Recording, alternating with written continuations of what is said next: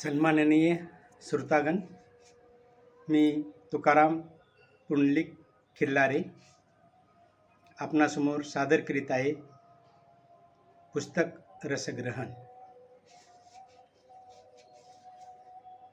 हे पुस्तक आहे इंद्रजित भालेराव संपादित तुमची आमची माय, अर्थात कवी इंद्रजित भालेरावांची आई।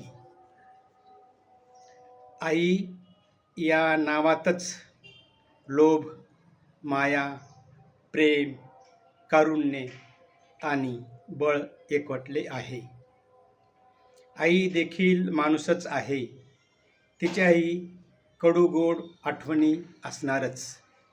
पण साऱ्या कडू आठवणी पाण्यावरील तवंगाप्रमाणे बाजूला सारून तहानेली जीव अमृतप्राशन करीत असतात। अगदी सहजपणे, यात कोणतेही गढूळपण नसते। इंद्रजित भालेरावांच्या आईचेही असेच आहे। मी देखील या काळ्या वस्त्रातील माऊलीचे दर्शन घेतलेले मला अजून आठवते। तुमची आमची माय या पुस्तकातून आईची प्रतिमा देवरूप धारण करते। ती आदर्श समाजासाठी दीपस्तंभ ठरते। स्नेहजनांनी जतन केलेली ही मर्मबंधातली ठेव आपणासाठी लाख मोलाची सिद्ध होईल हे निश्चित। इंद्रजित भालेराव यांचे आईविषयीचे 8 लेख व 4 कविता माझी माय विभागात असून आमची मायमध्ये इतर नातेवाईकांचे 10 लेख आहेत। तुमची माय विभागात मित्रमंडळांनी आईच्या स्मृती जागृत केलेल्या आहेत। आकर्षक मुखप्रस्थ सरदार जाधव यांनी रेखाटले असून छत्रपती संभाजीनगरच्या आदित्य प्रकाशनाने अतिशय सुबक रीतीने हे पुस्तक वाचकासमोर ठेवलेले आहे। माझी माय विभागात इंद्रजित भालेराव आईचे शब्दचित्र साकार करताना लिहितात ते त्यांच्याच शब्दात देत आहे।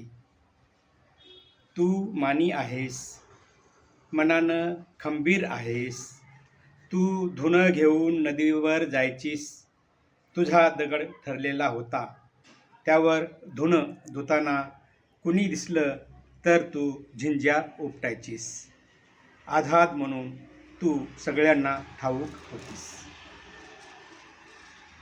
पार जुन्या अंधाऱ्या खोलीतल्या चुईटीनं नाळ कापणाऱ्या बाळंतपणापासून आज दवाखान्यात होणाऱ्या बाळंतपणापर्यंत 50 जणांच्या गोतावळ्यात बाळंतपणं आणि आजारपणं केलीस।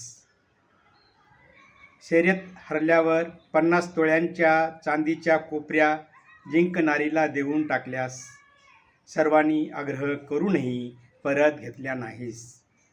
म्हणालीस शब्दांना काही किंमत असते की नाही? तुझ्या शब्दांना किंमत होती। सर्व बायांच्या अडीअडचणी तू सोडवतीस।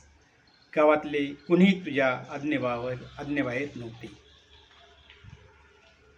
खरं तर तुलाच संन्यास घ्यायचा होता, पण एवढ्या मोठ्या कुटुंबात तुला ते अशक्य होतं, म्हणून तू माझी निवड केलीस। मी देखील तयार होतो, पण वडिलांच्या प्रतिकारामुळे संन्यास घेऊ शकलो नाही। तू लक्ष्मीचा अवतार आहेस असा तुझ्या बापाचा विश्वास। तू जन्माला आलीस आणि धनधान्यांनी त्यांचं घर भरलं। माझ्या बापाचाही तोच विश्वास। तुझ्याशी लग्न झाल्यावर त्याचं घर भरलं असं त्याला वाटतं। मी तान्हा होतो तेव्हा तुझ्या थानाला खांडूक आलं होतं, त्यातून रक्त यायचं। एका थानातल्या दुधावर माझी भूक भागायची नाही, तेव्हा तान्हाही मांगिनीच्या थानाला मला लावायचीस, अगदी उजागरपणे। अशा वेळी शिवाशिवीपेक्षा तुझा मायेचा आकार मोठा होत असे। हे इंद्रजित भालेराव यांचं आईशी चाललेलं हेतुगूज गांधारी काशीबाई या लेखातील आहे। त्यांच्या एका अन्य लेखातील आईविषयक विवेचन येण्याप्रमाणे, आपल्या चांगल्या वागण्यातूनच आपल्या आयुष्याला मोल प्राप्त होत असतं, नाहीतर आपल्या आयुष्याला काही अर्थ नाही. म्हणून तिनं चांगलं वागण्याचा कायम आग्रह धरला. आईची वृत्ती आध्यात्मिक आणि तिचा स्वाभिमान तिसरा होता. तिला उगाचच माणसं धरून ठेवायची सवय नव्हती. अगदी जवळच्या नातेवाईकाशीही एकदा पटलं नाही तर ती त्याच्याशी असलेला संबंध कायमच तोडून टाकायची. अगदी सख्ख्या भावाशीही जेव्हा तिचं जमलं नाही, त्याचं वागणं तिला पटलं नाही, तेव्हा तिनं माहेर कायमचं वर्ज्य करून टाकलं. सोयीर संबंधातून येणाऱ्या नात्याच्या तकलादू गोतावळ्यापेक्षा नवख्या माणसांचा जीवाला जीव देणारा गोतावळा आईनं आम्हाला मिळवून दिला. त्यामुळं जगण्यातली उदात्तता आम्हाला समजली. आईची ही देणगी मला सर्वात जास्त महत्त्वाची वाटते. आईनं बायकोची तक्रार केली की मी म्हणायचो, तूच हुडकून आणलंस तिला, तुझं तू पाहून घे. आणि बायकोनं आईची तक्रार आणली तर म्हणायचो, तुम्ही दोघी मिळून मला धडा शिकवता आणि आता कशाला तक्रार. त्यामुळे मी फार ताण घ्यायचो नाही, कुणाही एकीची बाजू घ्यायचो नाही, कुणाही एकीत सामील व्हायचो नाही. तुझ्या शेवटच्या काळात माझ्या चारही बहिणी, तुझ्या लेकी अदलून बदलून तुझ्या सेवेसाठी माझ्याकडे परभणीला राहू लागल्या.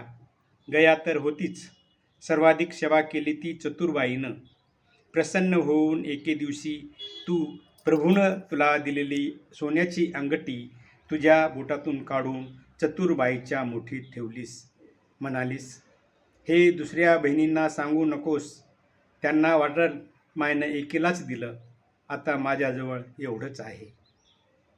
तिच्या माहेरातही घरातला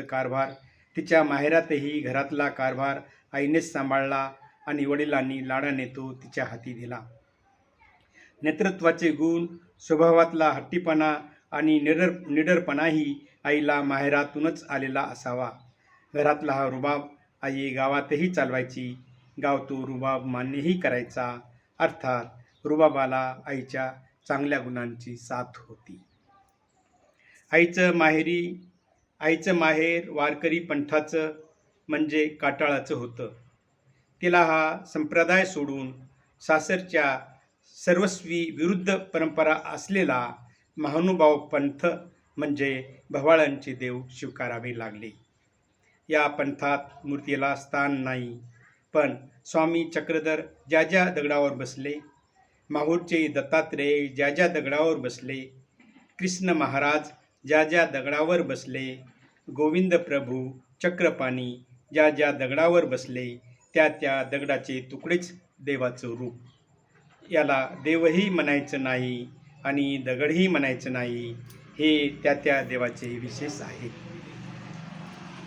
त्या त्या देवाची आठवण करून तो दगड कपाळाला लावून नमस्कार करायचा. मासिक पाळीचा देवाला विटाळ नाही. घरात वावरणे, स्वयंपाक करणे इत्यादी सारे पूर्ववत सुरू ठेवायचे. महानुभाव पंथाचं अनुयायीत्व स्वीकारलं ते भवाळ आणि ज्यांनी संन्यास घेऊन काळे कपडे धारण केले ते भिक्षुक महानुभाव. आईनं या दोन्ही मार्गाचे यथावकाश पालन केले. धर्म कोणताही असो, आपलं आचरण पक्क असलं की सगळेच धर्म चांगलेच असतात, सारखेच असतात, हे आमच्या लक्षात आलं. इंद्रजित भालेराव यांची आईवर लिहिलेली जन्म ही कविता अतिशय गाजली. या कवितेत आई म्हणते, भर उन्हात जन्मला माती तोंडात घेऊन, भर उन्हात जन्मला माती तोंडात घेऊन, वाढलास एवढा तू धान मातीचं खाऊन. मातीसाठीच जगावं, मातीसाठीच मरावं, बाळा माती लई थोर, तिला कसं इसरावं, बाळा माती लई थोर, तिला कसं इसरावं. जन्म ही कविता सादर करताना एकदा कार्यक्रमाच्या संयोजकांनी इंद्रजित भालेरावांच्या नकळत त्यांच्या आईला देखील पडद्यामागून व्यासपीठावर आणले. तेव्हा इंद्रजित भालेराव म्हणतात, ही कविता सादर करून मी नेहमीच लोकांना रडवायचो. आज लोकांनी अशीही योजना करून माझ्या डोळ्यात घळाघळा अश्रू आणले होते. अशीच आणखी एक आईवरची कविता विभ्रम. या कवितेच्या सुरुवातीलाच कवी लिहितात, तिन्ही तिन्ही त्रिकाळ आई करते देवपूजा. तिन्ही त्रिकाळ आई करते देवपूजा, तिला देव्हाऱ्याजवळ जाता येत नाही.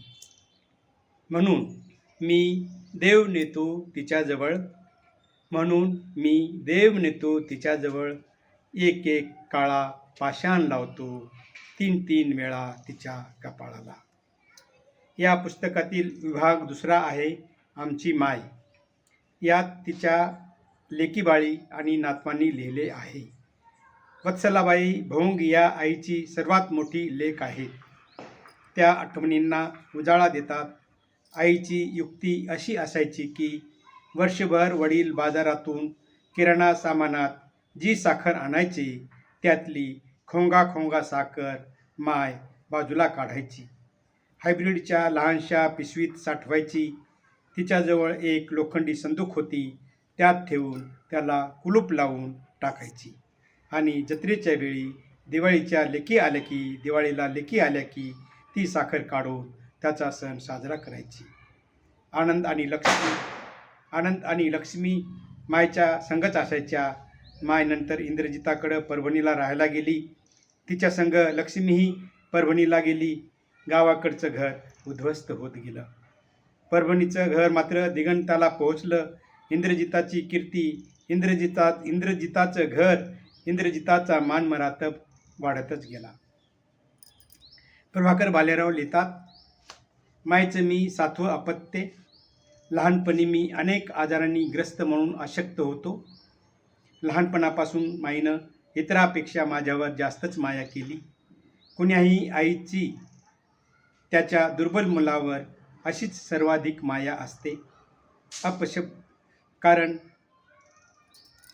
कुण्याही आईची त्याच्या दुर्बल मुलावर अशीच सर्वाधिक माया असते, कारण त्याच्या उण्या बाजू तिला आपल्या मायेनं भरून काढायच्या असतात.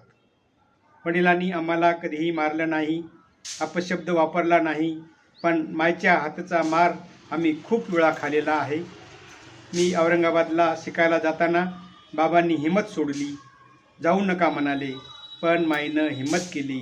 बाबा शेताला गेले की मला आणि भाऊला, इंद्रजिताला पाठवून दिलं. माईनं हिंमत दिली नसती तर कदाचित आमचं शिक्षण थांबलं असतं. माय खरंच हिंमतबाज होती. कुठल्याही संकटात ती मागं सरायची नाही. संघर्षाला सामोरं जायची. तिला संघर्षाची कधीही भीती वाटली नाही. त्या उलट बाबा होते, ते भांडणाला आणि संघर्षाला कायम घाबरायचे. माय मात्र सगळ्याच गोष्टीसाठी सज्ज असायची. हर्षवर्धन भालेराव आईचा नातू लिहितो, कधीकधी आजीच्या प्रकृतीला सहन होणार नाही म्हणून खाण्याच्या काही पदार्थाला घरातून विरोध व्हायचा, पण मी तिला गुपचूप आणून द्यायचो. आईचा दुसरा नातू चंद्रगुप्त भालेराव म्हणतो, आई आजीसाठी तिच्या प्रकृतीला मानवेल असा वेगळा स्वयंपाक करायची. आजीच्या सर्व गोष्टीची माहिती आईला झाली होती. सर्व कामे उरकून आजीच्या सेवेत ती दंग होत असे. थोडा वैताग यायचा. माझ्याकडे बोलूनही दाखवायची, पण तिने सेवेत कधी कमी पडू दिले नाही. शेवटच्या काळात माणसांनी झडकारण्यापेक्षा आपणहून येऊन बोलावं एवढीच अपेक्षा असते. पण काही कारणाने मी परगावी असल्यामुळे आजीचं शेवटचं दर्शनही मी घेऊ शकलो नाही, ही खंत आहे. अभिमान वाटतो हा आईवरचा लेख त्यांची सून आणि इंद्रजित भालेरावांच्या पत्नी गया भालेराव यांनी लिहिला आहे. दीक्षा घेऊन आई आश्रमात राहू लागल्या, पण त्यांना स्वतःची कामे स्वतःच करायला आजारपणामुळे जमत नव्हते, म्हणून त्यांना घरी आणले. आईच्या दिनक्रमाविषयी गया भालेराव म्हणतात, त्या भिक्षा मागून खायच्या. स्वयंपाकघराच्या दरवाजावर उभं राहून मला भिक्षा मागायची. देवाला उपहार दाखवायचा. तेथेच बसून जेवण करायचं. शेवटी ताट धुवून प्यायचं. ताटामध्ये अन्नाचा कण पण वाया गेला नाही पाहिजे. नियम एवढ्या कडक करायच्या की प्यायचे पाणी नळाला गाळून घ्यायच्या.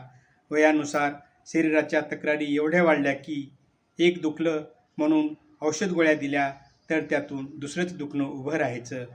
मुली आल्या की आंबाड्याची भाजी करून आणायच्या, त्यांना खूप आवडायची. ज्वारीच्या पिठाची आंबील आवडायची. ते सगळं करायला त्यांना गयाच लागायची. मुली असतील तर तेव्हा त्या विचारायच्या, काही करून देऊ का? तर म्हणायच्या, नको, गया करते. त्यांचं थोडं दुखलं नाही खाल्लं तर माझा जीव खालीवर होई. तुमची माय या तिसऱ्या विभागात कवी इंद्रजित भालेराव यांच्या मित्रांनी आईविषयी मनोगत व्यक्त केलेलं आहे. विष्य गौतम आठवणी सांगताना म्हणतात, माय अखंड जप करायची. देदीप्यमान ते जपपुंज असं मायचं झळाळतं व्यक्तिमत्व. ओवी आणि कवितेची एक अद्वैत प्रथा आज भालेराव सरांच्या मध्ये दिसते. या दोन सखीचं मिलन मायनं घडवून आणलं. मायच्याच आशीर्वादानं आज भालेराव सरांची कविता गावोगाव घुमते आहे. ओवीचा अनुभव घेण्यासाठी मन संवेदनशील व चिंतनशील असेल तेव्हाच ओवीची कविता होते. कंबरनं दगा दिल्यामुळे मायचं सगळं जागेवरच, तरी किती स्वच्छता, एवढी सेवा मी नाही कुठं पाहिली. श्रीकांत देशमुख यांचं संवेदनशील मनोगत इतरांपेक्षा वेगळ्या धाटणीचं आहे. मनोगतातील ती म्हणजे आई आणि तो म्हणजे इंद्रजित भालेराव. कधीकधी तिनं गायलेल्या ओव्यांनीच त्याची बाळमूठ भरली होती. खरं तर अम्मानंच त्याला न सांगता आणि तिला ठाऊक नसताना कवी केलेलं. रिधोऱ्याहून अम्मानं त्याच्यासाठी दिलेलं करंजा, लाडू, शेव असं कशाचं एक मोठं गाठोडं, हा सगळा सामा तो मात्र एका बैठकीत साऱ्यांना वाटून टाकायचा. अम्माच्या अंगात असलेली जन्मजात विरक्ती या रूपातून कदाचित त्याच्याकडूनही होत असावी. तो अबोल, स्तब्ध बसलेला, त्याच्या कवितेची भूमी आड झालेली, तो त्या मातीच्या ढिगाकडं पाहत बसलेला. आता माती उसून बाहेर आलीच तर ती येणार नाही, फक्त तिची कविता येईल. श्रीकांत उमरीकर आईविषयी सांगतात, अम्मांनी संन्यासिनीची वस्त्र परिधान केली, खेडकर आई असं नाव धारण केलं आणि त्या वसमत येथील महानुभाव आश्रमात राहायला लागल्या. इंद्रजित भालेराव सरांचे वडील आधी गेले, अम्मा नंतर गेल्या. हेही एक प्रकारे बरेच झाले, कारण बाबा भाऊक होते. शेतीचा, घराचा कारभार अम्माच्या करारीपणामुळेच नीट सांभाळला गेला होता. गया वहिनींच्या भावालाच भालेराव सरांची एक बहीण दिलेली आहे. कदाचित त्या घराच्या संस्कारामुळेच असेल किंवा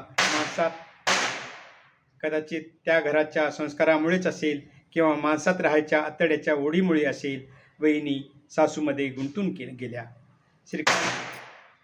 श्रीकांत उमरीकर यांनी आम्हाबद्दलच्या भावना कवितेतून व्यक्त केल्या आहेत. घरात कोंडलेल्या तिच्यातल्या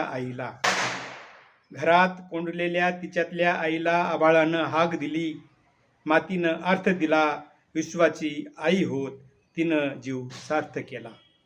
बालाजी काळे लेखात म्हणतात, आई वयाच्या 95व्या वर्षी नैसर्गिकरित्या वृद्धापकाळाने वारल्या. आजच्या बदलत्या जगण्याच्या शैलीत समाज आई वडिलापासून दुरावत चालला आहे. तेथे गया भालेराव यांचा आदर्श घेण्यासारखा आहे. कवी म्हणून श्रेष्ठत्व जेवढं बाहेर भालेराव सरांना आहे, तेच श्रेष्ठत्व घरी माईची सेवा करणाऱ्या वहिनींना जातं. माजी गृहमंत्री R.R. पाटील आपल्या भावना व्यक्त करतात. बरेच कवी आईवर कविता लिहित असले तरी प्रत्यक्षात आईशी तसे वागतातच असे नाही. इंद्रजित भालेराव यांच्या परभणीच्या घरी मी जेव्हा गेलो तेव्हा या कवितेतला कवी आणि त्याची आई याच्यातला जिव्हाळा मी प्रत्यक्षात अनुभवला आहे. या पुस्तकाच्या प्रास्ताविकात इंद्रजित भालेराव म्हणतात, आईच्या पहिल्या स्मृतिदिनी 1 एप्रिल 2014ला आई तुझ्यामुळे मी हा ग्रंथ प्रकाशित झाला होता. आज एप्रिल 2023 रोजी मायला जाऊन बरोबर 10 वर्षे झालेली आहेत. त्यानिमित्तानं हा नवा ग्रंथ प्रकाशित होत आहे.